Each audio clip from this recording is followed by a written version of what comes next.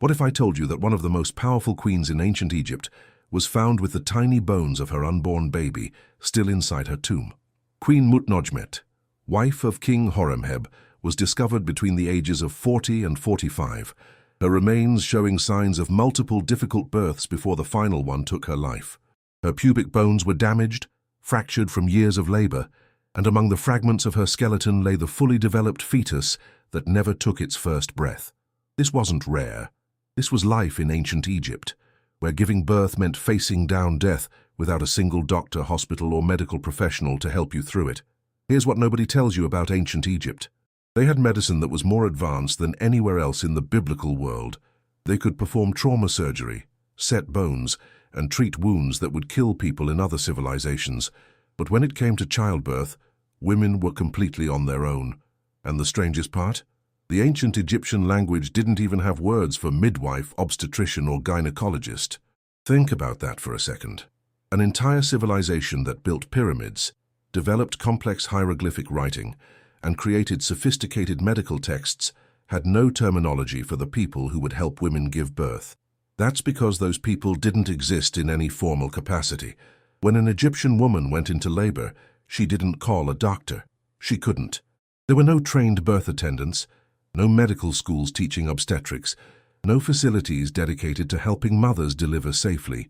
Instead, she relied on female relatives and friends who happened to be around. Your mother, your sister, your neighbor, whoever was available would show up and do their best.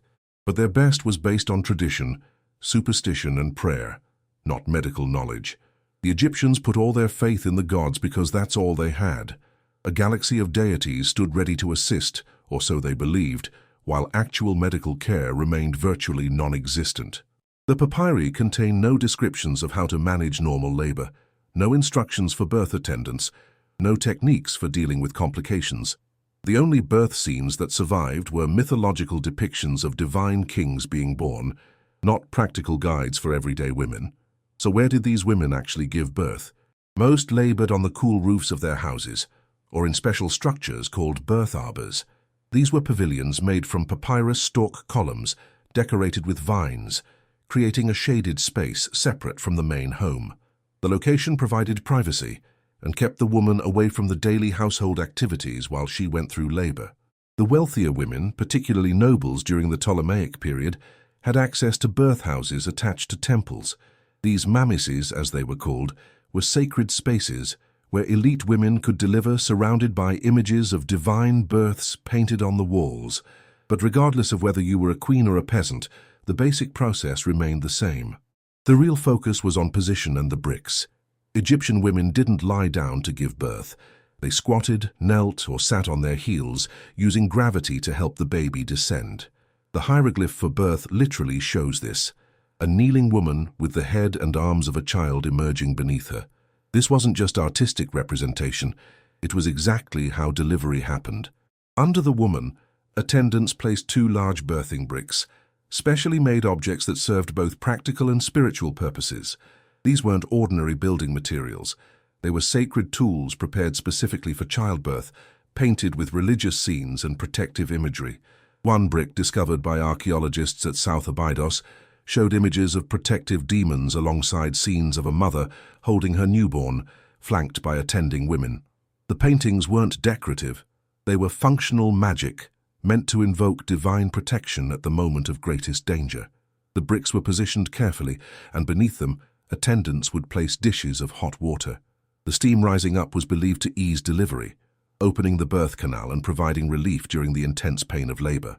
Sometimes women used birthing chairs instead, specially designed seats with openings that allowed the baby to drop through while the mother remained in a supported squat. Attendants would position themselves strategically, 1 in front to catch the baby, and 2 on either side holding the laboring woman's hands and arms, offering physical support and encouragement as she pushed. But the physical elements were just the beginning. What really defined ancient Egyptian childbirth was the overwhelming presence of magic and divine intervention. When a woman went into labor, her space transformed into a spiritual battlefield. Small statues of gods were placed around her, each with a specific protective role assigned by centuries of tradition. Taweret, the pregnant hippopotamus goddess, was the chief deity of childbirth. Picture this: a goddess with the body of a hippo, the paws of a lion and the back of a crocodile, standing upright and massively pregnant. She often carried a magic knife or wore the knot of Isis for protection.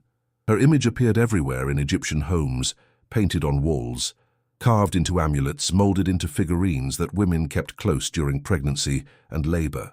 Then there was Bes, the dwarf god with a lion's mane, and a face designed to be deliberately grotesque and terrifying.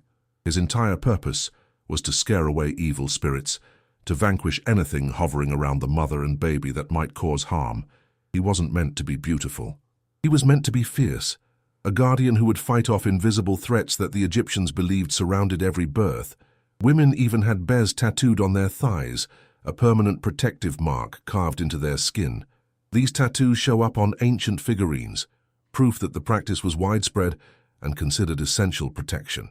Hathor, the cow-faced goddess of love and fertility, was believed to be present at every single birth, watching over the process with maternal care. Her image appeared on birth bricks, on the walls of birth houses, on amulets worn by laboring women. And when labor became excruciating, when the pain seemed unbearable, women called on Amun. They believed he would manifest as a cool northern breeze, blowing through the birth arbor to soothe them and give them strength to continue. The creator, god Khnum, had a different role. He waited until after delivery, then gave health to the newborn, breathing life and vitality into the infant who had just entered the world. Every aspect of the process had a deity assigned to it, creating a complex web of divine assistance that women desperately needed because human help was so limited. The magic didn't stop with statues and prayers. Attendants would take ivory wands and place them directly on the woman's stomach. These crescent-shaped objects were covered in intricate carvings.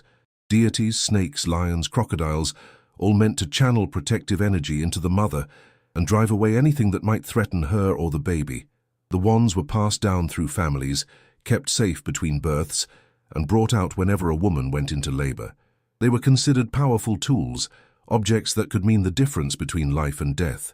Spells were chanted over and over, repeated 4 times for maximum magical effect. The number 4 had significance in Egyptian belief, and proper ritual required exact repetition. One spell that survived in the ancient texts went like this: "Come down, placenta, come down. I am Horus who conjures in order that she who is giving birth becomes better than she was, as if she was already delivered. Look, Hathor will lay her hand on her with an amulet of health. I am Horus who saves her." The attendants would place a clay figurine of Bes on the woman's forehead while speaking these words, creating a direct connection between the physical world and the spiritual realm. The repetition created a rhythm, the words becoming a kind of birthing chant that filled the space and hopefully hastened the delivery. Another spell called on the goddess Meskenet, who was depicted as a birthing brick with a human head, to give strength and support to the laboring mother. The Egyptians saw no separation between medical treatment and magical intervention. To them, it was all part of the same system, all equally necessary for a successful birth. But here's where it gets really interesting. Before any of this happened, before the labor and the magic and the prayers, Egyptian women had a way of knowing whether they were pregnant. And shockingly, it actually worked. The method appears in several papyri, including the Berlin Papyrus and the Carlsberg Papyrus, both dating to the New Kingdom period around 1550 to 1070 BCE. The instructions were straightforward. Take 2 bags or containers, fill one with barley seeds and one with wheat seeds. Then have the woman who suspects pregnancy urinate on both bags over the course of several days. If the barley sprouted, it meant a male child. If the wheat sprouted, it meant a female child. If neither grew, the woman wasn't pregnant. Sounds like complete nonsense, right? Pure superstition with no basis in reality. Except when researchers tested this exact method in 1963, they discovered something absolutely stunning. The urine of pregnant women caused the seeds to germinate 70% of the time. Men's urine didn't make the seeds grow. The urine of non-pregnant women didn't make them grow either. Only pregnant women's urine triggered germination, and it worked with shocking consistency. The reason, scientists eventually figured out, was estrogen. Pregnant women have dramatically elevated levels of estrogen in their urine, and this hormone actually promotes seed germination. The ancient Egyptians had stumbled onto a legitimate biological marker of pregnancy without understanding the science behind it at all. They didn't know about hormones. They didn't understand how reproduction worked at a cellular level. They had no concept of endocrinology or biochemistry. They just observed, tested, and passed down what they discovered through trial and error. Someone, at some point thousands of years ago, noticed that pregnant women's urine did something different to seeds. They tested it repeatedly, confirmed the pattern, and turned it into a diagnostic tool that would survive for millennia. This test wasn't isolated to Egypt either. It spread throughout the ancient world, appearing in Greek medical texts, Roman writings, and later in medieval Middle Eastern medicine. It showed up in a German folklore book from 1699, over 2,500 years after the Egyptian papyri were written. Some sources claim versions of it were still being used in parts of Asia Minor in the 1960s, an almost unbelievable longevity for an ancient diagnostic method. The gender prediction part, the distinction between barley and wheat, that didn't work. No physiological link exists between fetal sex and which type of seed germinates first. That was pure symbolism, likely reflecting gendered associations that different cereals had in Egyptian agricultural culture and mythology. Barley and wheat carried different meanings in myths and religious texts, and the Egyptians projected those symbolic associations onto fetal development. But the pregnancy detection itself was remarkably accurate for something developed over 3,000 years ago, a genuine scientific achievement wrapped in ritual and religious belief. Knowing you were pregnant was one thing. Surviving the pregnancy and birth was something else entirely, and the numbers were absolutely brutal. 1 out of every 2 or 3 babies born in ancient Egypt died. Let that sink in for a moment. If you had 3 children, you could statistically expect to bury at least one of them, probably more. The infant mortality rate was staggering beyond anything we can easily imagine. Babies died from infections, from diseases the Egyptians couldn't identify or treat, from malnutrition, from complications during or immediately after birth. Many didn't survive past the age of 4 or 5, right around the time they were weaned from breastfeeding and started eating solid food. The protection offered by mother's milk ended, and suddenly children were exposed to contaminated water, food carrying parasites, and bacterial infections their immune systems couldn't fight. Entire cemeteries have been found where the highest concentration of remains are children who died around age 4. The pattern shows up consistently across different sites and time periods. Weaning was a deadly transition, a point where children who had survived infancy would suddenly succumb to illnesses transmitted through their diet. Studies of cemetery populations show that in some areas, 1/3 of all burials were children, reflecting the severity of health risks during early childhood. Research at the Tel El Amarna cemeteries revealed that the population suffered from widespread malnutrition and shockingly high rates of anemia, reaching 74% among children and adolescents and 44% among adults.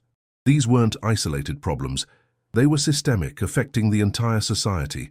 But it wasn't just the babies who were dying. The mothers faced terrifying odds themselves. Women in ancient Egypt died on average between the ages of 30 and 35, while men typically lived to 40 or 45. That's a significant gap, a difference of 5 to 10 years, and childbirth complications were the primary cause. Women were getting married at 11 to 13 years old and immediately starting to have children. Their bodies weren't fully developed, their pelvises not fully formed, yet they were expected to begin bearing children almost immediately after marriage. Over their lifetimes, they would give birth to an average of 7 kids, though some had 10 to 15 pregnancies. Each one carried the risk of hemorrhage, infection, obstructed labor, or any number of complications that could end in tragedy. Without antibiotics, a simple infection could turn septic and become deadly within days. Without surgical intervention, an obstructed labor meant both mother and baby would die. Without blood transfusions, hemorrhaging meant bleeding out with nothing anyone could do to stop it. A breech presentation, a shoulder stuck in the birth canal, a placenta blocking the cervix, any of these situations that are manageable with medical intervention became automatic sentences. Women died in childbirth so frequently that it shaped the entire demographic structure of ancient Egyptian society. The fact that women died younger than men, consistently and across all social classes, tells you everything about how dangerous pregnancy was. Just recently, archaeologists uncovered a 3,700-year-old burial near Aswan that captured this horror in perfect detail. They found the skeleton of a pregnant woman with a near-term baby, positioned head down in her pelvic area, frozen in the exact position it would have been during delivery. The excavators could see immediately what happened. The woman had gone into labor. The baby had descended into the birth canal, and then everything went wrong. The baby got stuck. Maybe the pelvis was too narrow. Maybe the baby was positioned slightly wrong. Maybe the labor went on too long, and both mother and child simply ran out of time. The woman's pelvis showed signs of misalignment, possibly from trauma or malnutrition during her own childhood, damage that would make delivery extremely difficult. Whatever the specific cause, both mother and child died together, locked in that final struggle. The body was buried with the baby still inside, a decision that might have been practical, religious, or both. Archaeologists say findings like this are extremely rare because the soft tissues usually decay completely, taking any evidence of pregnancy complications with them. But when conditions preserve the bones perfectly, we get these heartbreaking snapshots of exactly how precarious childbirth was. This wasn't a queen who died in a palace with attendants frantically trying to save her. This was probably an ordinary woman, and her death was probably not considered unusual or shocking to her community. It was just another tragedy, another woman and baby lost to the dangers that everyone understood and accepted as unavoidable. At Dakhla Oasis in the Western Desert, excavators found something that reveals just how common pregnancy loss actually was. They discovered 200 premature fetuses that had been buried individually, each one given its own grave. These were miscarriages and stillbirths, pregnancies that ended before the baby could survive outside the womb. The fact that they were buried separately, with obvious care and ritual, suggests that ancient Egyptians considered even these lost pregnancies to represent individual persons worthy of respect and mourning. They didn't discard these remains or treat them as medical waste. They gave them burials, marked their passing, acknowledged them as beings that had existed even if they never took a breath. It's a dark window into how common pregnancy loss must have been, that an entire section of a cemetery could be dedicated solely to these failed pregnancies. 200 individual burials, each representing a woman who had gone through the physical and emotional trauma of losing a pregnancy, each one a reminder that conception was no guarantee of a living child. The excavators working on this site noted that the burials showed consistent patterns, suggesting this was standard practice rather than exceptional behavior. Women throughout Egypt were experiencing miscarriages and stillbirths at rates we can barely comprehend, and communities had developed specific burial customs to deal with this constant loss. And when babies did die, either at birth or in early childhood, Egyptians did something that seems strange to us now. They didn't take the tiny bodies to the necropolis where everyone else was buried. Instead, they buried them under the floors of their own homes. Archaeologists have found infant burials in boxes beneath house floors at multiple sites, including the large Middle Kingdom town at Lahoun and the New Kingdom settlement at Deir el-Medina. Some babies were placed in pots, others in small wooden containers or simple cloth wrappings, but the location was consistent, under the floor beneath the feet of the living family, rather than being sent away to the land of the dead. Why would they do this? The papyri contain no written explanation for the practice, no texts that say, "We bury our babies under the house," because historians and archaeologists have had to look at evidence from other ancient cultures to develop theories.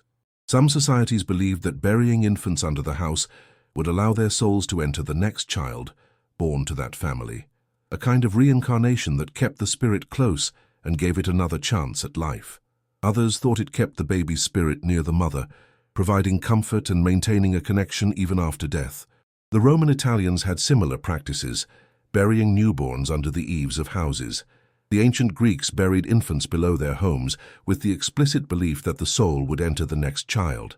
The practice shows up across different time periods and locations throughout Egypt, from the Old Kingdom through the New Kingdom and beyond, suggesting it was a widespread custom rather than an isolated phenomenon specific to one region or era. It also reveals something profound about how Egyptians viewed infant death. They didn't hide it, didn't treat it as shameful or something to be forgotten. They integrated it into the home itself, literally making it part of the foundation. These babies stayed with the family, their presence acknowledged every day as people walked across the floors under which they rested. It was a way of keeping them close, of refusing to let them disappear entirely even though they had been lost. Yet despite all this danger, despite the mortality rates and the lack of medical care, despite watching friends and relatives die in childbirth or bury their children, Egyptian women kept having babies, and not just one or two. Families were large, consistently, and across all social classes. The social pressure was absolutely immense and inescapable. Children were needed to help with family work, to provide labor on farms and in workshops, to carry on the family name and religious obligations. Most importantly, they were needed to care for their parents in old age. There was no social safety net in ancient Egypt, no government programs, no retirement savings, no institutions where the elderly could go when they became too frail to work. Your children were your only insurance policy for survival when you became old or sick. This meant women needed to have multiple pregnancies, hoping enough children would survive to adulthood to fulfill those roles. Girls were married off at 11 to 13 years old, sometimes even younger for political marriages among the elite. They would begin having children almost immediately, starting a cycle that would continue for the next 15 to 20 years or more. With an average of 7 pregnancies per woman, some having 10 to 15 over their lifetimes, the physical toll was devastating. Bodies that were still developing themselves were forced to carry pregnancy after pregnancy, labor after labor, each one weakening them further. The damage accumulated, torn tissues that never properly healed, pelvic bones that became misshapen from repeated births, internal injuries that caused chronic pain and complications. Queen Mutnodjmet, whose tomb we started with, showed exactly this pattern. Her pubic bones bore clear signs of previous difficult deliveries, damage that had built up over years of childbearing. She was between 40 and 45 when she died with her final baby, old by ancient Egyptian standards for a woman still trying to have children. The pregnancies had taken their toll, and eventually her body simply couldn't survive one more delivery. And she was a queen, someone with access to the best care ancient Egypt could provide, whatever that meant. If she died, imagine what happened to ordinary women with even fewer resources. But it wasn't just about necessity and social pressure. Egyptians genuinely loved children in a way that struck visitors as unusual. Greek writers who traveled to Egypt were absolutely stunned by what they observed. In Greek society, it was common and accepted practice to leave unwanted infants exposed to the elements. If a family couldn't afford another child, if the baby was born with defects, if it was simply inconvenient, they would take the infant outside and abandon it to die. This was normal, legal, and carried no social stigma. But in Egypt, every single baby born was cared for and raised no matter what. The Greeks couldn't understand it. They wrote about it with a mixture of shock and admiration, documenting this bizarre civilization that valued every child's life regardless of circumstances, resources, or the baby's condition. The Egyptians wanted large families, not just because children were economically necessary, but because they genuinely desired them. They saw children as blessings from the gods, as extensions of themselves, as the legacy they would leave behind when they died. Tomb paintings show families together, parents embracing children, kids playing while adults watch fondly. These aren't just formal portraits, they're scenes of domestic life that reveal real affection and connection. Family bonds were considered sacred, treated as one of the most important aspects of existence. The love between parents and children appears again and again in art and texts, emphasized and celebrated as a fundamental good. Even knowing the risks, even after burying previous children, even after watching sisters or friends die in childbirth, women would try again. The average family size was 4 to 6 children who survived to adulthood, but that number represented far more pregnancies and births that ended in loss. For every child who made it to adulthood, there might have been 1 or 2 others who died in infancy or early childhood. Women experienced pregnancy loss, stillbirths, infant deaths, and childhood deaths as routine parts of life, expected tragedies that everyone faced. The tomb inscriptions and prayers show parents mourning lost children, evidence that the grief was real and deep, but the cycle continued regardless. And here's what makes this even more brutal. Even if you survived childbirth, even if your baby made it through those first dangerous moments and began to breathe and cry, the threats didn't stop. Women who successfully delivered faced another killer that could strike days or even weeks after birth: puerperal fever. This is an infection that develops in the uterus or surrounding tissues after delivery, usually from bacteria entering during the birth process. Without understanding germ theory, without sterilization practices, without any concept of how infections spread, the Egyptians had no way to prevent it. Attendants would touch the laboring woman with hands that hadn't been washed, use implements that hadn't been sterilized, create conditions that were perfect for bacterial growth. The infection would start subtly, maybe a slight fever, some cramping, nothing that seemed unusual after the physical trauma of birth. But within days it would escalate, the fever spiking, the pain becoming intense, the woman's body trying desperately to fight off an infection it had no weapons against. Sepsis would develop, the infection spreading into the bloodstream, and then it was just a matter of time. A woman who had survived labor, who had successfully delivered a healthy baby, who should have been entering the recovery period, would instead grow weaker and weaker until she died, sometimes with the newborn baby still at her breast. The family would have to deal with not just a death, but the practical problem of what to do with an infant who now had no mother to feed it. The ancient Egyptians tried to address these complications with the tools they had. The Kahun papyrus, one of the medical texts that survived, contains remedies for perineal tears, the rips in tissue that happen during delivery. The recommended treatment was to prepare new oil and soak it into the vagina, presumably to promote healing and prevent infection. Would this have worked? Maybe slightly, if the oil happened to have mild antibacterial properties, but mostly no. Oil wouldn't close torn tissue, wouldn't prevent bacteria from entering, wouldn't address the actual damage that had occurred, but it was all they had, so they used it. The Ebers papyrus, another major medical text, describes a mixture meant to contract the uterus. Scholars still aren't entirely sure what this remedy was supposed to accomplish. Was it meant to speed delivery during labor, expel the placenta after birth, return the uterus to its pre-pregnancy size?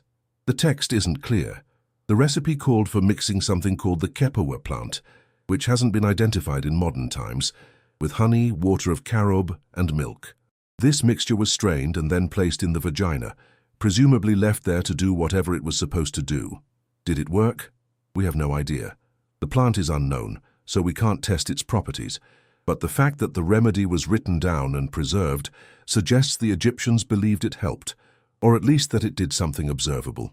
Other papyri contain remedies for inducing labor if a pregnancy went too long, mixtures of herbs and substances that were supposed to stimulate contractions.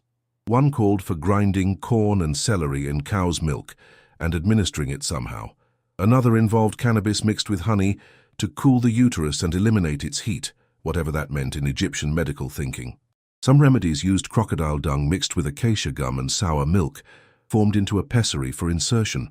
These concoctions show experimentation and an attempt at medical intervention, but without knowledge of anatomy, infection control, or proper technique, their effectiveness would have been extremely limited. The Egyptians were coming up with remedies based on observation and tradition, but they were working blind, unable to see or understand the actual processes happening inside women's bodies.